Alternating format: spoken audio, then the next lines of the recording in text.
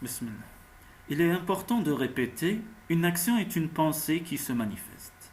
Un petit geste nous dénonce, de sorte que nous devons tout perfectionner, penser aux détails, apprendre la technique de telle manière qu'elle devienne intuitive. L'intuition n'a rien à voir avec la routine, elle relève d'un état d'esprit qui est au-delà de la technique. Ainsi, après avoir beaucoup pratiqué, nous ne pensons plus à tous les mouvements nécessaires. Ils font désormais partie de notre existence. Mais pour cela, il faut nous entraîner, répéter. Et comme si cela ne suffisait pas, il faut répéter et nous entraîner. Observez un bon forgeron qui travaille le fer. Pour l'œil mal entraîné, il répète les mêmes coups de marteau. Mais celui qui connaît l'importance de l'entraînement, c'est que chaque fois qu'il soulève le marteau et le fait redescendre, l'intensité du coup est différente. La main répète le même geste, mais à mesure qu'elle s'approche du fer, elle comprend si elle doit le toucher plus durement ou plus délicatement. Observez le moulin. Pour qui regarde ses ailes une seule fois, il semble tourner à la même vitesse, répétant toujours le même mouvement. Mais celui qui connaît les moulins sait qu'ils sont soumis au vent et changent de direction chaque fois que c'est nécessaire. La main du forgeron a été éduquée après qu'il a eu répété des milliers de fois le geste de marteler. Les ailes du moulin peuvent se mouvoir très vite après que le vent a beaucoup soufflé et que ses engrenages ont été polis. L'archer admet que beaucoup de flèches passent loin de son objectif, car il sait qu'il n'apprendra l'importance de l'arc, de la position de la corde et de la cible que lorsqu'il aura répété ces gestes des milliers de fois, sans craindre de se tromper. Et puis vient le moment où il n'a plus besoin de penser à ce qu'il est en train de faire. Dès lors, l'archer devient son arc, sa flèche et sa cible. Comment observer le vol de la flèche? La flèche est l'intention qui se projette dans l'espace. Une fois qu'elle a été lancée, l'archer ne peut plus rien faire si ce n'est accompagner son parcours vers la cible. À partir de ce moment, l'attention nécessaire au tir n'a plus de raison d'exister. Alors, l'archer garde les yeux fixés sur le vol de la flèche, mais son cœur est en paix et il sourit.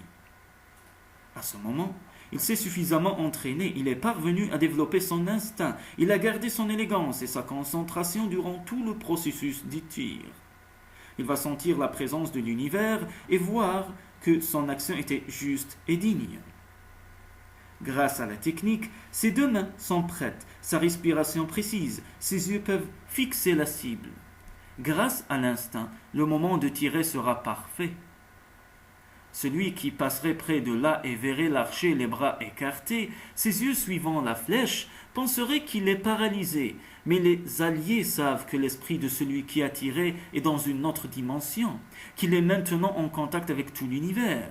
Il continue à travailler, apprenant tout ce que ce tir a apporté de positif, corrigeant les erreurs éventuelles, acceptant ses qualités, attendant de voir comment la cible réagit quand elle est atteinte. Lorsque l'archer tend la corde, il peut voir le monde entier dans son arc. Lorsqu'il accompagne le vol de la flèche, ce monde s'approche de lui, le caresse et il a la sensation parfaite du devoir accompli.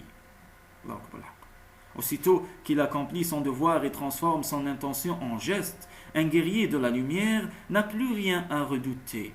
Il a fait ce qu'il avait à faire. Il ne s'est pas laissé paralyser par la peur, même si la flèche n'a pas atteint la cible. Il aura une autre occasion car il ne s'est pas montré lâche. Le petit garçon regardait son grand-père écrire une lettre. À un certain moment, il demanda « Tu écris une histoire qui nous est arrivée? Est-ce par hasard une histoire sur moi ?» Le grand-père cessa d'écrire, sourit et déclara à son petit-fils « J'écris sur toi, c'est vrai, mais plus important que les mots et le crayon que j'utilise, j'aimerais que tu sois comme lui quand tu seras grand. » Intrigué, le gamin regarda le crayon et il ne vit rien de particulier. Mais il est pareil à tous les crayons que j'ai vus dans ma vie.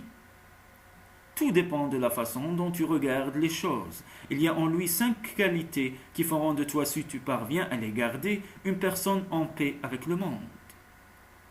Première qualité, tu peux faire de grandes choses, mais tu ne dois jamais oublier qu'il existe une main qui guide tes pas.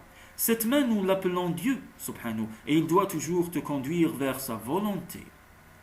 Deuxième qualité, De temps à autre, je dois cesser d'écrire et utiliser le taille-crayon. Le crayon souffre un peu, mais à la fin il est mieux aiguisé. Par conséquent, sache supporter certaines douleurs, car elles feront de toi une meilleure personne. Troisième qualité. Le crayon nous permet toujours d'utiliser une gomme pour effacer nos erreurs. Comprends que corriger une chose que nous avons faite n'est pas nécessairement un mal, mais que c'est important pour nous maintenir sur le chemin de la justice. Quatrième qualité. Ce qui compte vraiment dans le crayon, ce n'est pas le bois ou sa forme extérieure, mais le graphite qui se trouve à l'intérieur. Par conséquent, prends toujours soin de ce qui se passe en toi. Enfin, la cinquième qualité du crayon. Il laisse toujours une marque. De même, sache que tout ce que tu feras dans la vie laissera des traces et efforce-toi d'être conscient de tous tes actes.